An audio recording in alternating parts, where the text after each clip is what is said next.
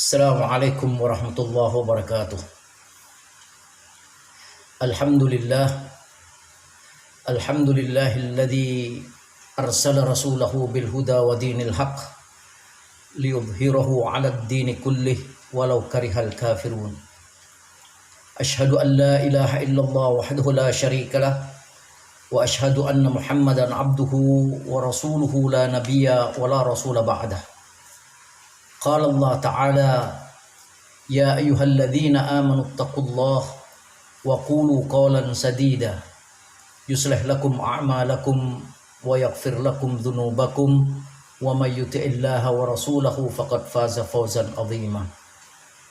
Wa qala asdaqul qailin, ya ayyuhalladzina amanu ittaqullaha haqqa tuqatih wa la tamutunna illa wa antum muslimun. Fa inna asdaqal hadits kitabullah wa khairal hadi hadi Muhammadin sallallahu alaihi wasallam wa syarral umuri muhdatsatuha wa kullu muhdatsatin bid'ah wa kullu bid'atin dhalalah wa kullu dhalalatin finnar. Ma'asyiral muslimin, kaum muslimin yang insyaallah dimuliakan Allah. Barakallahu lakum. Pertama, tidak ada kata yang paling pantas kita ucapkan dalam kehidupan ini kecuali kita bersyukur kepada Allah Subhanahu wa taala. Karena kita masih diberi kesempatan oleh Allah dalam kehidupan ini, sehingga Allah menyatakan la in syakartum, sekiranya engkau bersyukur akan nikmat-nikmatku, la azidannakum, malah kami akan menambahkan, kata Allah, nikmat-nikmatku yang lain. Tapi sebaliknya, wala in kafartum, sekiranya engkau kufur dengan kenikmatan-kenikmatan yang kuberikan kepadamu, inna adzabi lasyadid, sungguh siksaku amatlah sangat pedih.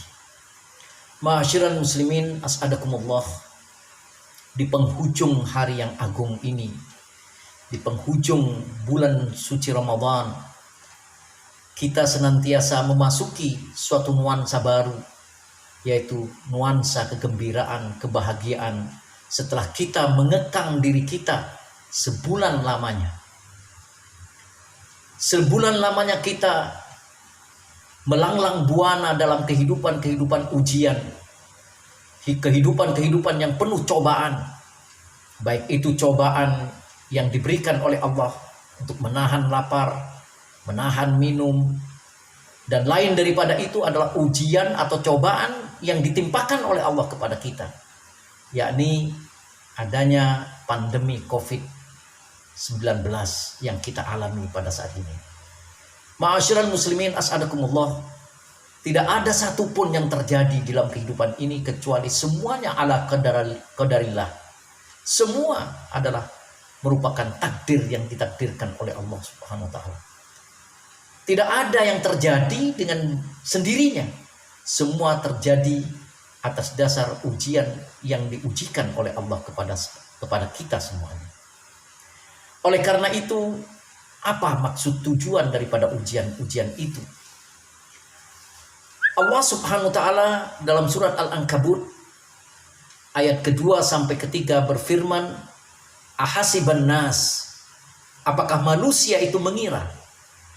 Apakah manusia itu menyangka? Ayutraku ayyakulu amanna wa hum la yuftanun. Apakah manusia itu mengira? Apakah manusia itu menyangka? Setelah mereka menyatakan amanna, lalu dibiarkan mereka tanpa diberikan satu ujian sedikit pun oleh Allah. Apakah mereka menyangka ketika mereka menyatakan aku beriman kepada Allah, lalu mereka dibiarkan begitu saja? Lalu mereka dibiarkan tanpa ada ujian, tanpa ada cobaan. Padahal Allah pernah menyatakan pada ayat berikutnya, walaqad fattannal ladzina min qablihim. Dan kami Allah telah menguji orang-orang yang sebelum engkau. Walaqad fattannal ladzina min qablihim, sebelum adanya kita, sebelum orang-orang yang hidup di masa ini, maka kami Allah telah menguji mereka. Apakah tujuan ujian itu? fala ya'lamannallahu alladhina sadaqu wa la ya'lamannal kadhibin. Agar supaya Allah benar-benar tahu siapa orang yang benar-benar imannya kepada Allah. Siapa orang-orang yang benar-benar imannya dari dalam hatinya kepada Allah. Siapa orang yang mampu menunjukkan keimanannya kepada Allah yang sungguh-sungguh. Wala ya'lamannal kadhibin. Dan dengan demikian agar supaya Allah lebih mengetahui siapa orang yang beriman hanya sekedar bohong-bohongan belaka. Nah, ma'asyiral muslimin as'adakumullah. Kehidupan bagi kita adalah merupakan ujian. Kehidupan bagi kita adalah merupakan cobaan. Tidak ada kehidupan tanpa sebuah cobaan. Tidak ada kehidupan yang lepas daripada cobaan dan ujian. Ada orang yang diuji dengan penyakit. Ada orang yang diuji dengan kesusahan. Ada orang yang diuji dengan berbagai macam penderitaan-penderitaan. Tapi ada di antara mereka yang diuji dengan kekayaan-kekayaan. Diuji dengan kebaikan. Diuji dengan kenikmatan. Diguyur oleh Allah dengan berbagai macam kenikmatan-kenikmatan. Kadang-kadang mereka tidak menyangka bahwa mereka sedang diuji. Padahal Allah menyatakan wa balawnahum bil hasanati was sayyi'ah la'allahum yarji'un. Kami Allah menguji mereka bil hasanat, dengan yang baik-baik, dengan keindahan, dengan kekayaan, dengan kecukupan, dengan berbagai macam kenikmatan-kenikmatan yang dicurahkan oleh Allah kepada mereka. Balawnahum bil hasanat, dengan kebaikan-kebaikan, wasayyi'at, dan ada segolongan lagi mereka yang diuji dengan as-sayyi'at, dengan kemiskinan, dengan penderitaan, dengan ujian, dengan cobaan, kesengsaraan. Dan itu tujuannya, kata Allah, la'allahum yarji'un, supaya mereka pulang kembali kepada Allah. Pulang kembali kepada Allah. Sayangnya manusia itu senantiasa tergiur dengan kenikmatan-kenikmatan dunia, yang mana kenikmatan dunia itu juga adalah sebuah ujian bagi manusia. Allah menyatakan wala taghurrannakal hayatud dunya, jangan tertipu dengan kehidupan dunia. Jangan tertipu dengan kenikmatan-kenikmatan dunia. Jangan silau dengan kenikmatan-kenikmatan dunia. Tapi bagaimanapun juga kenikmatan dunia nampak berkilau di depan mata kita. Maka tidak mengherankan bila manusia itu berambisi, memburu dan menghimpun harta, berambisi, memburu dan menghimpun kekuatan, memburu kekuasaan dan lain sebagainya, berambisi menjadi kaya dengan segala cara yang mereka tempuh, baik dari jalan yang halal ataukah mungkin jalan yang haram, dari bisnis yang diperbolehkan sampai pada bisnis-bisnis yang diharamkan. Sehingga Allah menyatakan jama'ama wa addadah, manusia itu mengumpul-ngumpulkan harta, menimbun-nimbun harta, wa addadah, dan menghitung-hitungnya. Ya sabu annama lahu akhlada. Mereka mengira bahwa harta itu akan dapat menyebabkan keabadian bagi dirinya. Harta itu akan menyebabkan keabadian. Bagi yang senantiasa memburu kekuasaan, mereka mengira bahwa kekuasaan itu akan memberikan kekuatan untuk selamanya. Seolah-olah dunia ini tidak akan pernah berakhir. Seolah-olah dunia ini tidak akan pernah habis. Seolah-olah dunia ini tidak akan pernah tamat. Yang kita jalani ini adalah episode daripada kehidupan ini, dan pada akhirnya akan sampai pada masa-masa tamat. Nah, tak sedikit pun manusia yang berpikir tentang hal itu. Sebenarnya Tapi tak sedikit dari kita yang berpikir bagaimana cara memperbanyak kekayaan. Sehingga mereka menjalankan kehidupan dengan berbagai macam jalan. Bisnis-bisnis mereka jalankan dengan berbagai macam caranya. Baik yang halal ataupun yang haram. Ada yang berpikir apa yang akan dimakan hari esok. Sampai kadang-kadang hanya persoalan makanan saja mereka menjadi galau. Padahal Allah menyatakan nahnu nut'im wala nut'am. Kami yang memberi makan. Dan kami tidak minta makan kepada engkau, wahai manusia. Ada pula yang berpikir tentang masa depan anak-anaknya. Sampai jabatan pun menjadi bagian daripada ambisi kehidupan umat manusia. Maka itu semuanya adalah tentang dunia. Ada seorang alim menyatakan ad-dunya kizbah. Ad-dunya kizbah. Dunia itu pendusta. Wa yusaddiquha katsirun minan nas, tapi banyak manusia-manusia yang senantiasa membenarkan keduniaan itu. Kemudian fal mautu haqqun.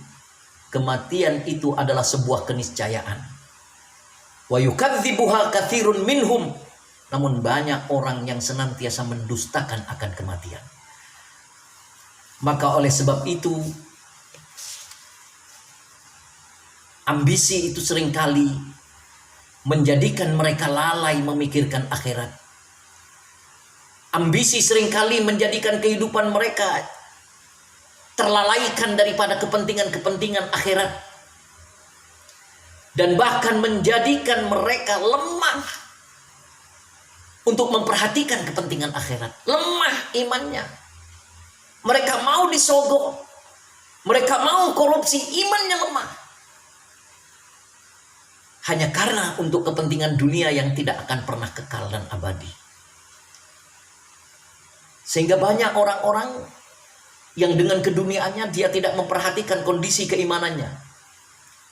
Ibadah hanyalah sebagai formalitas atau pelengkap. Sedangkan mereka tidak lagi mempertimbangkan keuntungan-keuntungan yang bersifat ukhrawi. Sungguh menyedihkan kehidupan manusia ini.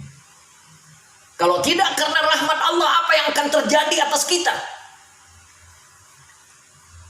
Maka ma'asyiral muslimin as'adakumullah, salah satu yang sangat membahayakan seorang muslim adalah terjangkitnya penyakit wahan, kata Rasulullah. Penyakit wahan. Apa penyakit wahan itu? Penyakit wahan itu adalah cinta kepada dunia. Hubbud dunya. Dia cinta kepada dunia. Wa karahiyatul maut. Dan benci akan kematian. Dia takut akan kematian. Dia takut akan menyambut datangnya kematian. Dia takut akan ajalnya yang akan tiba. Maka seorang alim menyatakan, akhrijud dunya min sudurikum. Keluarkan dunia itu segera dari hatimu. Qabla an tukhraju abdanukum minad dunya. Sebelum badanmu dikeluarkan daripada dunia ini. Akhrijud dunya min qulubikum. Keluarkan dunia itu daripada hatimu. Qabla an tukhraja abdanukum minad dunya. Sebelum badanmu dikeluarkan daripada dunia. Oleh karena itu Jibril datang kepada baginda Nabi sallallahu alaihi wasallam. Jibril mengajarkan beberapa hal kepada baginda Nabi sallallahu alaihi wasallam, seorang nabi yang zahid, seorang nabi yang jauh daripada dosa, didatangi oleh Jibril, diajari oleh Jibril. Sehingga apa kata Jibril? Ketika Rasulullah sallallahu alaihi wasallam bersabda tentang Jibril, atani Jibril, datanglah kepadaku Jibril. Faqala, lalu Jibril itu berkata, ya Muhammad, hai Muhammad. Kalau kata-kata ini adalah kata-kata menyatakan hai Muhammad, berarti bukan hanya untuk pribadi Nabi Muhammad SAW, tetapi tentunya untuk seluruh umatnya yang mengikuti baginda Nabi SAW. Apa kata Jibril? Yang pertama kali Jibril menyatakan, aish ma syi'ta fa innaka mayyitun. Hiduplah sekehendak hatimu. Hiduplah semaumu. Fa innaka mayyitun. Karena sesungguhnya engkau akan meninggalkan dunia ini. Engkau akan mati, akan mengalami kematian itu. Lambat laun kematian itu akan datang menghadang kita. Lambat laun kematian itu akan datang merongrong kita. Roh itu akan mendorong-dorong kerongkongan kita.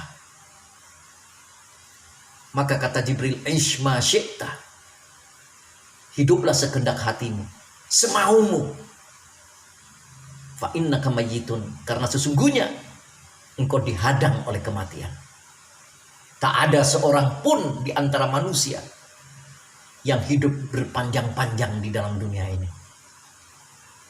Kemudian yang kedua, Jibril menyatakan, "Wa ahbib man syi'ta." Cintailah siapa yang hendak kamu cintai. Kau akan cinta pada anakmu, kau akan cinta pada istrimu, pada kerabatmu, pada sahabatmu, pada siapapun, pada pemimpinmu, silakan kamu cintai. Kamu akan mencintai siapa yang akan kamu cintai, cintailah. Tapi kata Jibril, "Fa innaka mufariqu." Niscaya kamu akan meninggalkan, akan memisahkan diri dengan siapa yang engkau cintai. Kalau engkau mencintai harta, hartamu pun akan kau tinggalkan. Kalau tidak engkau yang meninggalkan, pasti ia akan meninggalkanmu. Nah, ini orang-orang yang cinta kepada makhluk pasti akan mengalami semuanya. Lain halnya dengan orang yang cinta kepada Allah dan Rasulnya. Pernah datang seorang anak muda kepada Rasulullah sallallahu alaihi wasallam, lalu bertanya kepada Rasulullah sallallahu alaihi wasallam, "Ya Rasulullah, mata sa'ah?" Kapan hari kiamat itu akan terjadi? Apa jawab Rasulullah sallallahu alaihi wasallam? "Wa madza ta'malu laha?" Apa yang kau perbuat untuk menyongsong datangnya hari kiamat itu? Ditanya apa yang kau akan perbuat dalam menyongsong datangnya hari kiamat itu. Ini orang hidup di masa Rasulullah, bertanya langsung kepada Rasulullah. Rasulullah bertanya, "Wa madza ta'malu laha?" Apa yang kau lakukan untuk menyongsong datangnya hari kiamat? Tapi ternyata orang itu menggeleng-gelengkan kepala, pertanda bahwa dia tidak punya amalan-amalan yang istimewa. Pergilah dia meninggalkan baginda Rasulullah sallallahu alaihi wasallam.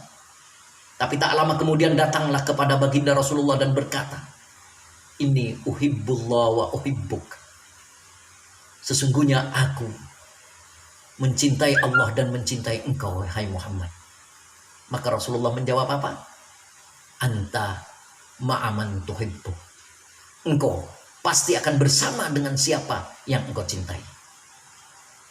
Jadi kalau cinta kepada Allah dan Rasulnya, pasti engkau akan bersama dengan Allah dan Rasulnya. Tapi kalau kau cinta harta, harta akan meninggalkan kita.